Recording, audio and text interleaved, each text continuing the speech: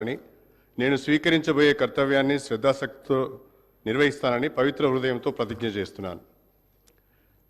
తెలంగాణ శాసనసభ సభ్యుడినైన కడియం శ్రీహరి అనే నేను సభ నియమాలకు కట్టుబడి ఉంటానని, వాటిని అనుసరిస్తానని, సభ మర్యాదలను పాటిస్తానని, సాంప్రదాయాలను గౌరవిస్తానని పవిత్ర హృదయంతో ప్రతిజ్ఞ చేస్తున్నాను.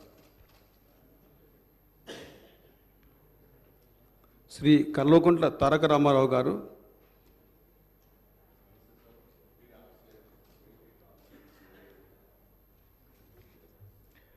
కల్వకుంట్ల తారక రామారావు అనే నేను శాసనసభ సభ్యునిగా ఎన్నికైనందున శాసనం ద్వారా నిర్మితమైన భారత రాజ్యాంగం పట్ల నిజమైన విశ్వాసం, విధేయత చూపుతానని, భారతదేశ సార్వభౌమాధికారాన్ని, సమగ్రతను కాపాడుతానని, నేను స్వీకరించబోయే కర్తవ్యాన్ని శ్రద్ధాశక్తులతో నిర్వహిస్తానని పవిత్ర హృదయంతో ప్రతిజ్ఞ చేస్తున్నాను.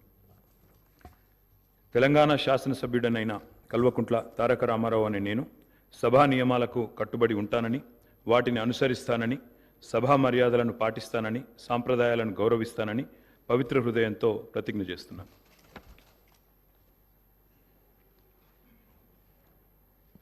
శ్రీ కార్తిపల్లి వెంకటరమణారెడ్డి గారు, శ్రీ కౌశిక్ రెడ్డి పాడి గారు,